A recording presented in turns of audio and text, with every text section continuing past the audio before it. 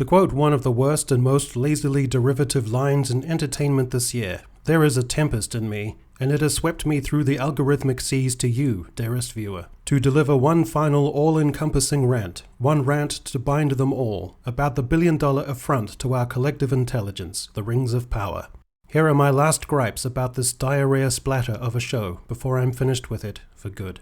The first big problem, the absence of themes. One of the reasons why The Lord of the Rings is so enduring is because it strikes such a deep thematic register, exploring the most fundamental and irresistible human concerns, good and evil, the insidious ways in which evil ferments, mankind's inability to learn and to heed the hard-fought sacrifices and bitter lessons of history, and the ways in which the better angels of our nature are so easily subverted by grievance, resentment, and division, even when there are looming dangers that imperil all. Man's timeless susceptibility to greed, obsession, and ambition, the ways in which even the noble may be corrupted by temptation, the indelible power of hope, even in the darkest of times, the strength of friendship, the individuals wrestling with and ultimately subduing the darker parts of their nature and realizing their destiny.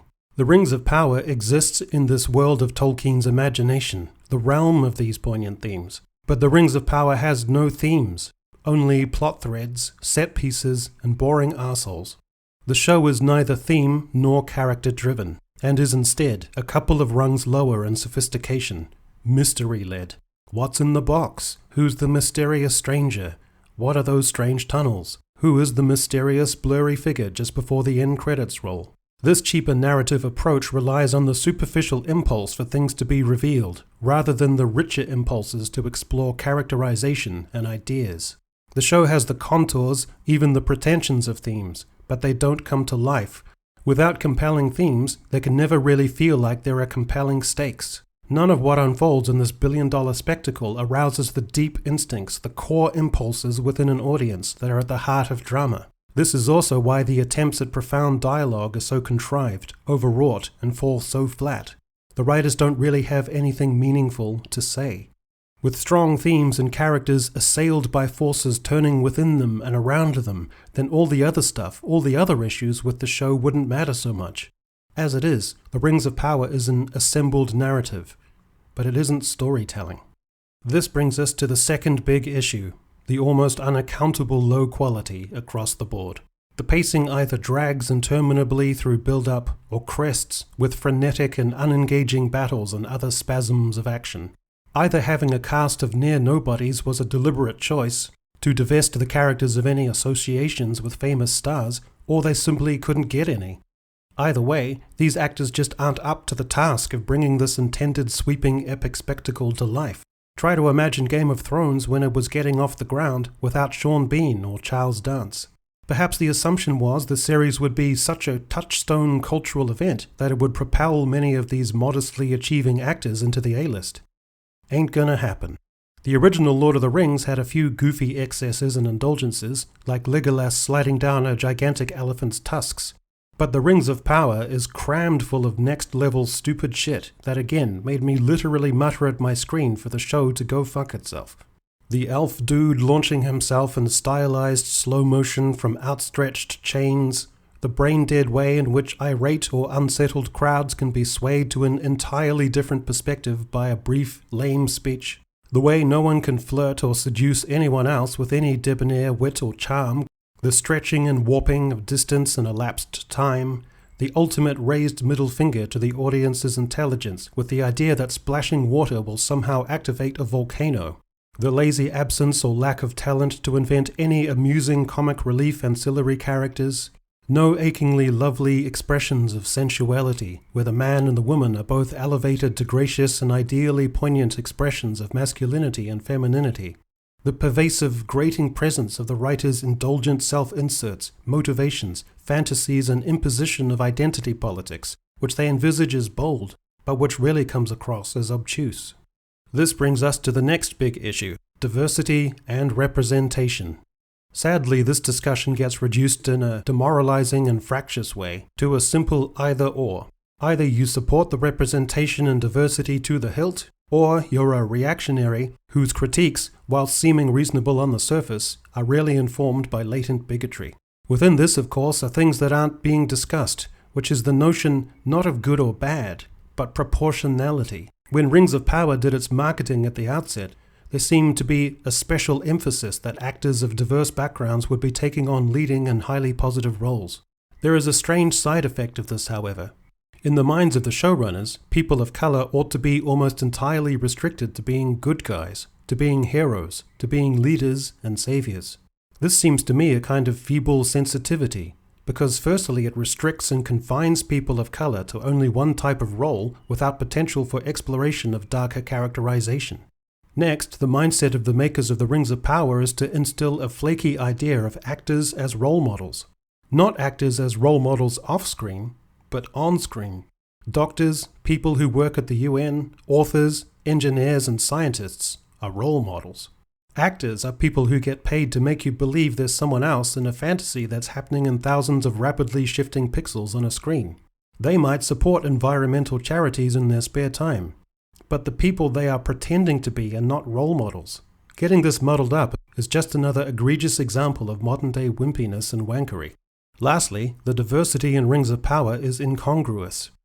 Rather than have a wider diversity where one tribe, clan, island or region of people are essentially depicted as a homogeneous ethnicity, like with the fair-skinned northern folk in Winterfell and Game of Thrones, and the more Mediterranean-looking people of Dawn, the makers of Rings of Power seem to think it is more ideally progressive to have a diversity of ethnicities in every location, so that when you go to one exotic place, there is a mixture of Caucasian, African American, and Asian people. And then, when the story moves to an utterly different, far-flung and more temperate region, the people there are exactly the same hodgepodge of Caucasian, African American, and Asian, so that, in a wider sense, the show has a strange irony of making the various locations less exotic. And with all the actors speaking either in UK or American accents, the only real thing to distinguish one folk from another is costumes and CGI backgrounds. The overall effect isn't vibrant diversity, it's incoherence and blandness. This brings us neatly to the next big problem, the overpowered female characters. These days, half of YouTube seems to be seething with critiques of Galadriel. I've had my fair share to say about this character, but to put it succinctly, the writers have made her overpowered, morally perfect, righteous and practically infallible right from the first frame of the series, which has the fatal flaw of not allowing for any personal growth, of overcoming hubris, of learning from mistakes, of learning to seek out different voices and wise counsel, of being fallible, so that the audience can relate and sympathize with a character imbued with their own imperfect perspectives and judgment and capabilities, willing them on to grow and change as they themselves would like to think they would, were they to find themselves in such a crucible. Along the way, the audience will respond to the interesting tensions of temptation, corruption, opportunism, and it is pleasurable to see an imperfect character overcome such urges on their way to prevailing. This alone would be bad enough writing, but if you then take this character of Galadriel and make her jarring, abrasive, querulous, priggish, standoffish, and terse, then there's very little to like about her.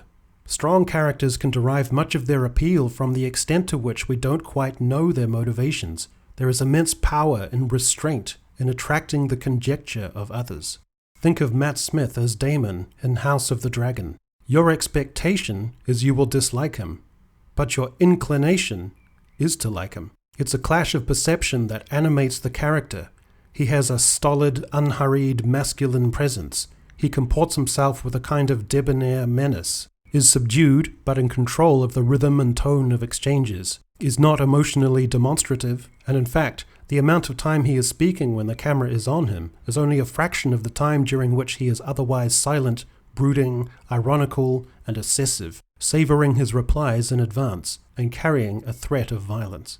In other words, he is 10 times the masculine character of any of the dull beta male arseholes in Rings of Power. Even Lloyd Owen, in presenting a more traditional or solid masculinity, is still lacking in agency, and practically everything he does is at the whims or behest of strong female characters.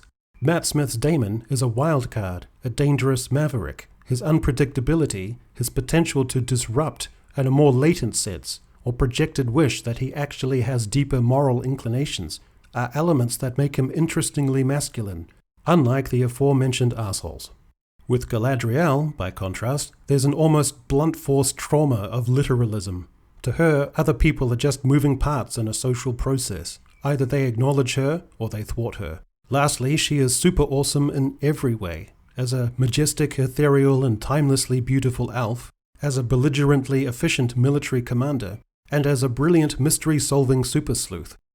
How was it that they expected reasonable people en masse wouldn't be narrowing their eyes, shaking their heads, and muttering under their breath that the show can go fuck itself? This inherent dislike of Galadriel doesn't just stem from male viewers. No one likes an insufferable, strident girl boss, not women or men. In bringing to life their interpretation of the ideal female fictional character, the writers of The Rings of Power succeeded only in assembling a character scarcely liked by anyone, or at the very least with a small army of detractors who have far greater a case to make for their criticisms than the character's devotees have for their appreciation.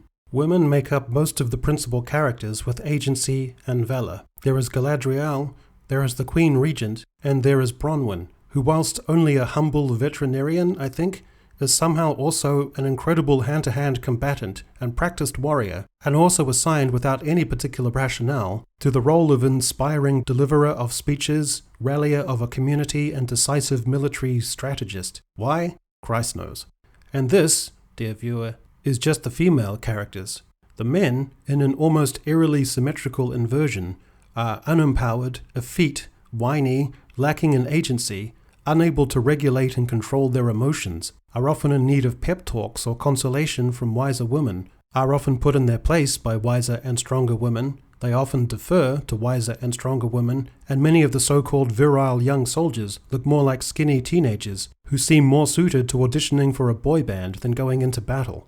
It's odd, surreal, and aggravating to see masculinity through the distorted funhouse mirrors of these modern, fey Hollywood screenwriters. One aspect of this is the extent to which the show has cast sensitive, effete actors who in interviews are often clad in the softest cashmere, long flowing ribbed cotton sweaters with swirling or groomed lush hair, earrings, a laid-back, almost benign disposition, and are generally the kind of tedious, nice enough but kind of lightweight fellas who you would not especially want to pal around with or shoot the shit with. They're actors whose job is to step out of their own personality and inhabit oftentimes brawnier and more aggressive characters, but nonetheless, even the best actors will still have the roles they play instilled with much of their inherent identity and outlook, and that certainly feels the case with the metrosexual guys on this show. One last thing for the fans of this show to think over.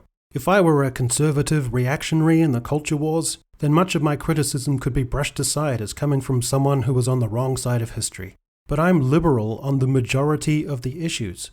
So if you're losing someone like me, if someone like me literally can't stand the indulgent and disproportionate messaging and ideology you're pumping into an IP you had no part in imagining, then isn't that at least worth a moment's reflection of your hardened assumptions? I said months ago that when The Rings of Power came out, it would inevitably be a beautiful visual spectacle, but because of the likely poor writing, I would probably end up watching with the sound down. In the end, this billion-dollar show wasn't even worthy of that.